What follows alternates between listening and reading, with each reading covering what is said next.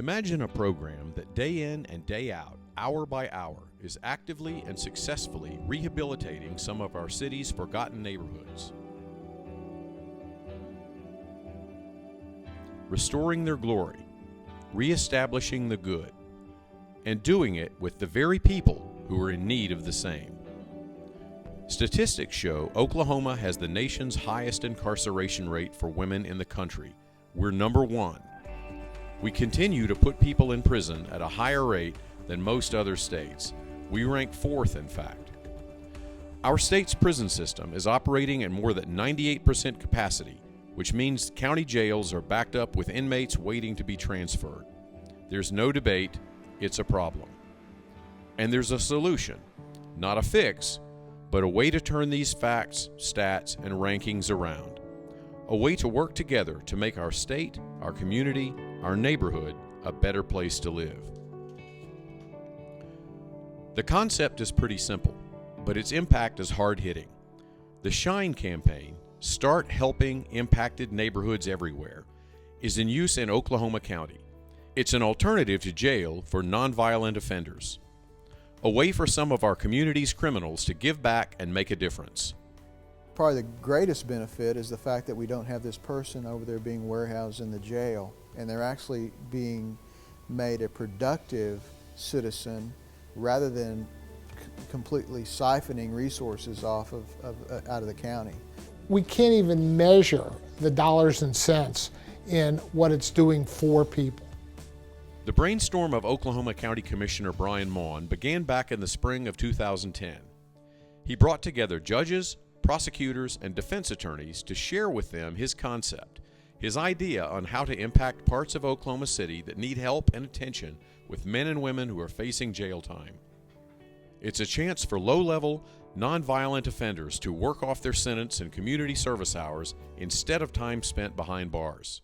You know, I just got an email the other day from someone who said not only was their time done before the project they were working on, but that they wanted to stay because they had committed to the project. They believed in so much what they were doing. It taught them a sense of self-worth because they actually thought that what they were doing was larger than them. They realized that they too, with their two hands, could actually go out and make a difference and help transform this community, one neighborhood at a time. And judges are often coming to me with little stories saying, you know, I had someone that I thought was just a complete lost cause. And when they came back to report on whether or not they had finished their time, they actually wanted to share with me this amazing experience that they had had out there. Do they want to often go when they're first sentenced? No, because it's usually work. But there is some sort of sense of gratification when they actually get out there and are a part of something and helping make it better. And instead of their kids saying maybe, well, Dad was in the slammer again this weekend, they're actually bragging to their classmates, you know, this weekend Dad's going to take me to a park that he and some of these other people helped fix up. With Brian's vision and plan, it didn't take long to win them over. Obviously, first and foremost, it's work, and it's hard work, and I don't think the majority of folks that we send to the program really like what they do. It's a good alternative to going to jail.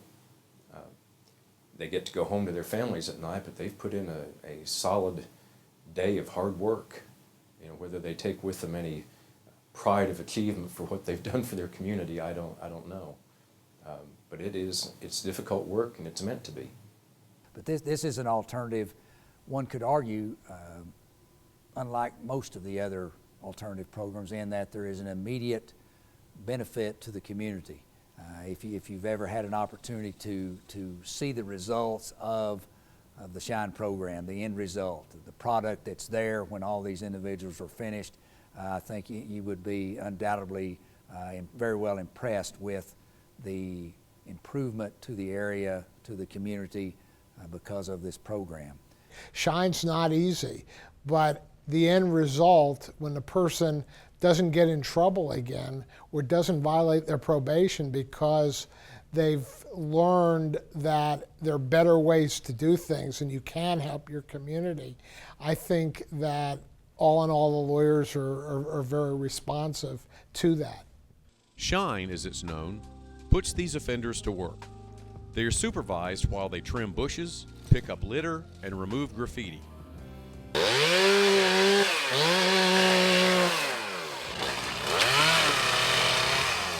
They work on roads, clean up around schools, and clear out parks. You name it, they do it. The Shine workers even set up tents for the annual Arts Festival in downtown Oklahoma City. With county-issued equipment, these men and women, hour by hour, pay back their debt to society. The concept is easy to get behind, but the proof was in the pudding when Commissioner Maughan took the DA's office and the judges to the streets to see firsthand just how much work needed to be done. Where we are right here is actually the gateway to stockyards, which is now the nation's largest stockyards, responsible for feeding 26 states with their main supply for meat. But we're also around the corner here from the most economically repressed neighborhood and poorest elementary school in the state, not just the county. Dumping like you see right here is not altogether uncommon, a tire, a mattress, a piece of furniture. What's behind it is very uncommon, but it does get it to what this program is really all about, which is to focus in on areas that are what we call problems that were decades in the making. What you see here is tires and furniture and mattresses, but you may look a little closer and actually see that what we have here is some stripped insulation, we have broken TV sets, and other things that are indicative of theft. And what that means is they are trying to take this stuff so they can steal it for the copper and other things that they drag across the scales for money.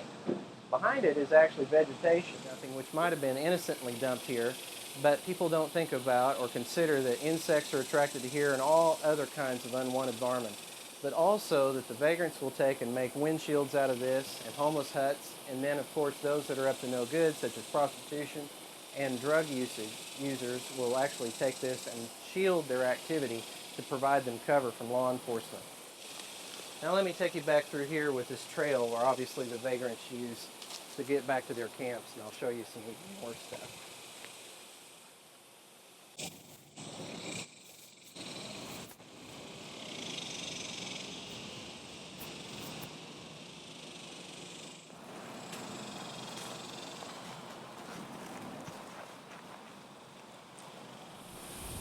What we have here is the path commonly used by all the local kids to get through the neighborhood. It's the shortest distance to their elementary school right around the corner. Over here you have a homeless hut, obviously examples of illegal dumping. Right here is a hack shop where they've stripped down appliances and other things. And then over here, of course, drug usage with paint sniffers and other chemicals. And then leading right here to my favorite, which is an axe. This area has also doubled as a makeshift hack shop. It's not been uncommon for us to find different appliances and stuff, and as a matter of fact, here is a stolen boat where clearly the motor's been stripped out and all the other things of value, and they've just left the empty shell.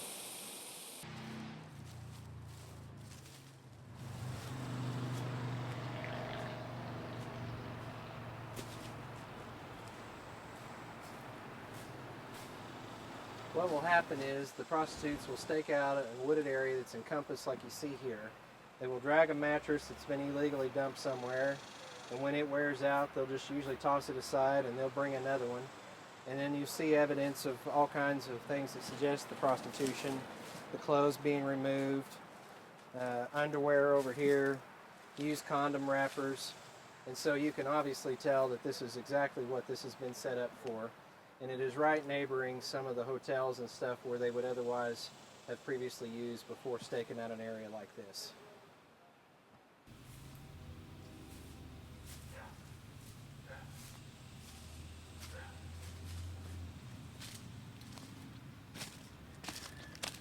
Well, actually, while I would have loved to have found this area as a little boy, you can appreciate what a fun house this could be, but also what's worse about the fact that this industrial dumping is illegally going on here is the fact that they didn't even stack it to OSHA standards. This is completely just willy-nilly. They obviously just tossed it in here any old which way it fell.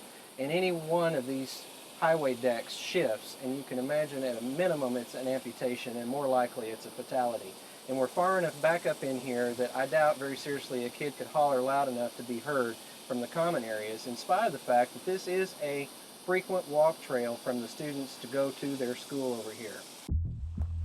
These aren't the streets of some unknown town. This is Oklahoma City. And while we as a city are in the midst of a rebirth, growing and constantly improving, the areas right outside the spotlight are what Shine is focused on.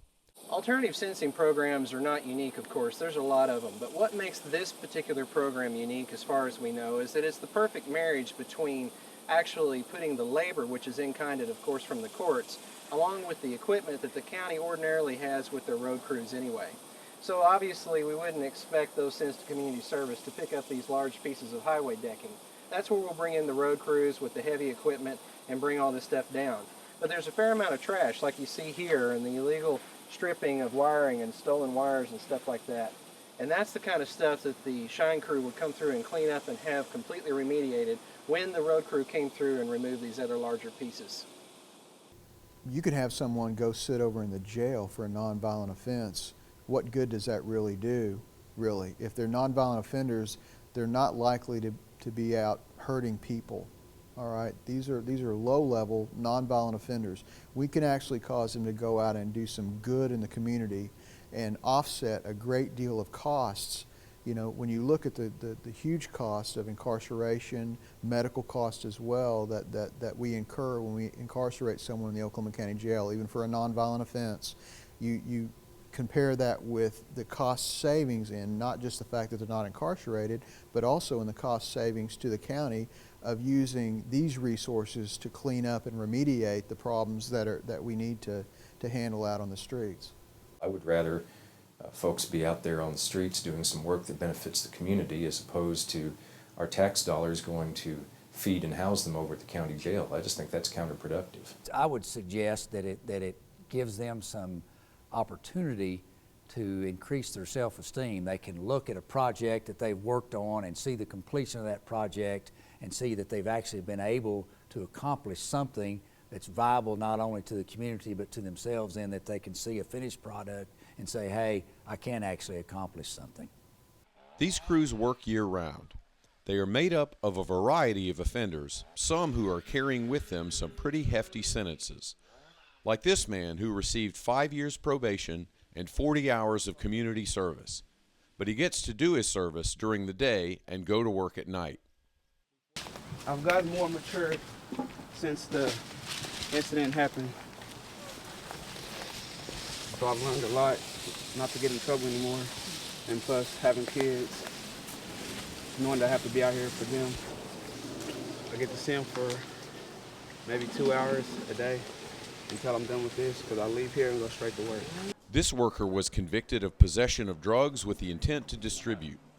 He took a 3-year deferred sentence and 40 hours of community service. His alternative was a minimum of 5 years in jail. Well, I enjoy being outside. I like it a lot, so it's not too bad. How many hours do you have left? This is my first day, so I have Thursday, Friday, Monday, and Tuesday. I'll be done. What are the benefits of this type of program? I feel like I'm helping the community out a little bit, taking care of the graffiti and cleaning up the place. So, I mean, we're not doing anything bad, so it's only good. Or this worker arrested in Edmond outside his house for driving while under the influence.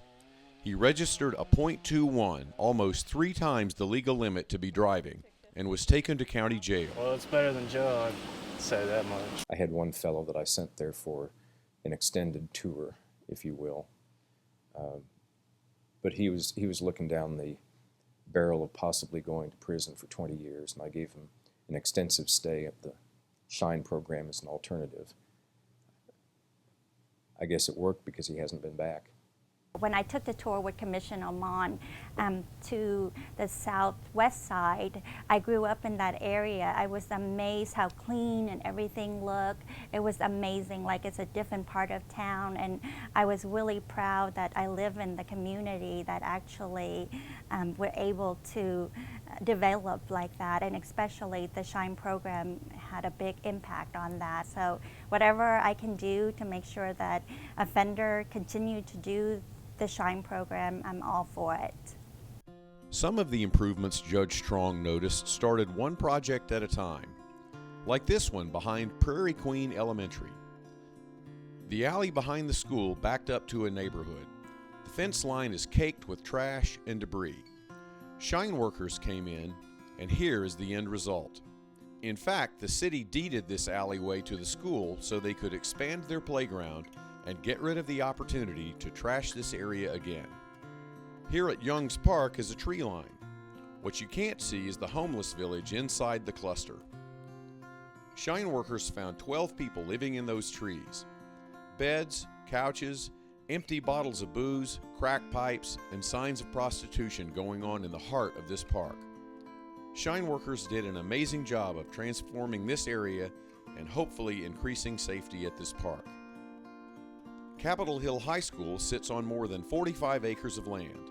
There is a 10-acre lot of trees originally planned as a horticulture project for the students 40 years ago, but was left unmanaged once the teacher who originated the idea left the school.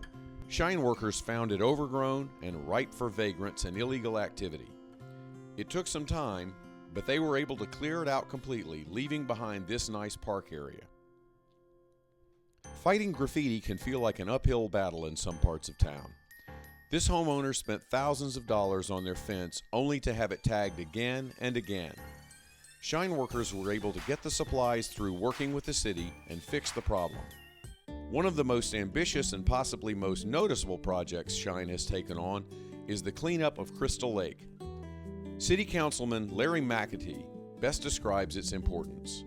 Crystal Lake lies just west of MacArthur and just south of Interstate 40. It's a beautiful little lake, but however it was being used for illegal dumping and other illegal type activities.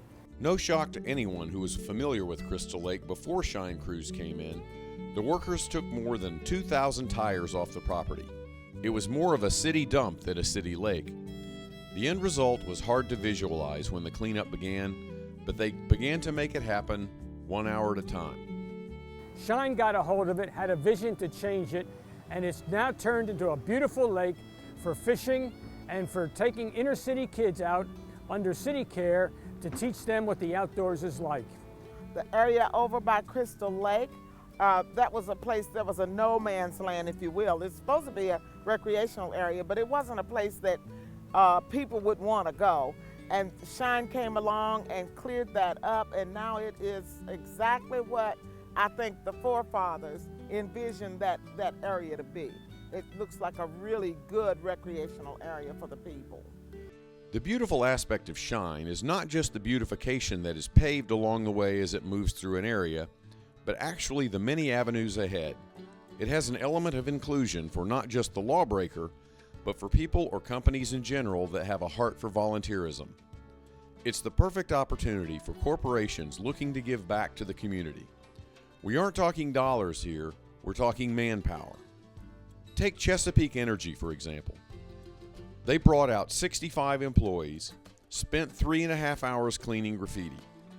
In that time frame, they cleared 5 miles of creek bed graffiti, making a difference without having to make a huge donation. It's that simple.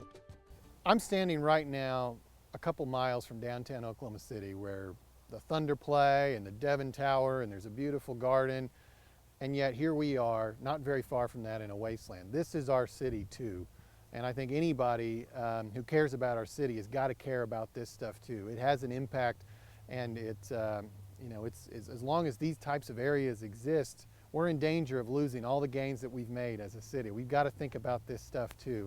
The business owners in these areas think about it every day when they drive the streets and see more graffiti or trash in their area. Shine allows business owners to work together. Community plays a huge role in making this work. Block captains are assigned a square mile area and report back to the Shine Foundation on what work needs to be done. We were expected to go from block to block, reporting to the city overgrown areas where they needed to be trimmed or cut back, reporting graffiti, working with businesses, asking if they would like for us to help remove some of the graffiti through the Shine Foundation, getting their signatures to allow us to go into their property and either paint or power wash some of the graffiti off. Once businesses see that the local governments, the city and the county are willing to come in and protect and clean up areas, they're more willing to invest in their current facilities, and then hopefully we can even attract new businesses to come into this area. And right here, we're less than a mile from Interstate 40 as well as Reno Avenue, which is a main thoroughfare in Oklahoma City. This is an ideal area for businesses to come in and look to relocate. if they feel like they've got the support of local government to protect the area. This is going to be a prime place for people to either be in residences or maybe even a really nice recreational area. And they certainly couldn't get there with this. Shine has become a benefit. It just demonstrates the power of a good idea whose time has come, and I think that's what the Shine program is. The legislation that we passed and that was signed by Governor Mary Fallin was ultimately called the Safari McDoulet Act. Safari was a staffer on Commissioner Maughan's team. She was very active in the Shine program, and it's a great testament to her that we named it after her. Unfortunately, we lost her too soon, but we were very honored in the legislature to be able to name the act for her, and hopefully her legacy will continue on as that act is used in Oklahoma County and all over the state. Safari McDoulet had a vision for where she wanted to see Shine go, how she wanted it to impact not only criminals, but make an impact before someone entered the court system. She came up with Students for Shine. Unfortunately, Safari was killed by a drunk driver in February of 2012, but Students for Shine lives on. Take these U.S. Grant football players, for example. Students sign up and make a pledge to do community service through the Shine Foundation website.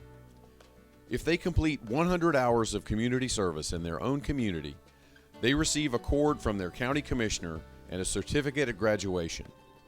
It's something that can go on a college application form or resume to show the leadership within the community.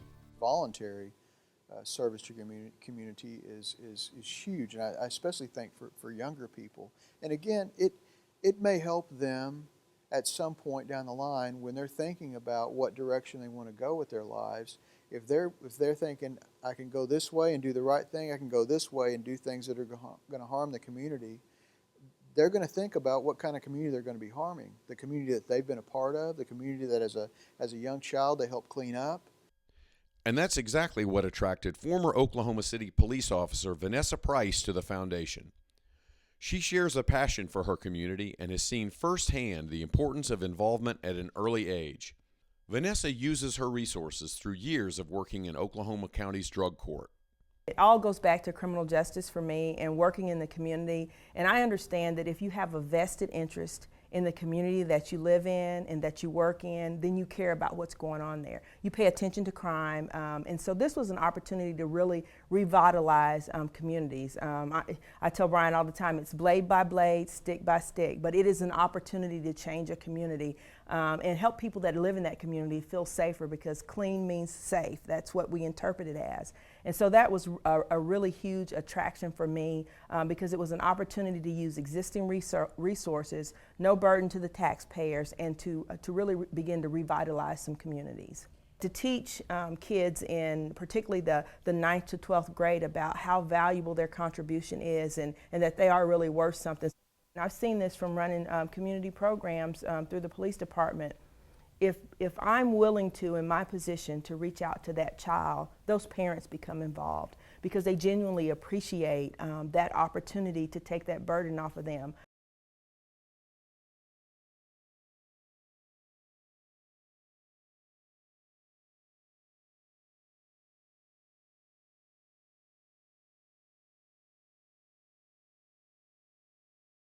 The Students for Shine program could not work without the Shine Foundation. The Shine Foundation must be the individual entity that coordinates those students so that they are protected from liability and that the taxpayers are protected from liability. And so the foundation is essentially dependent on donations that come from people like you who want to help carry on Safari's legacy.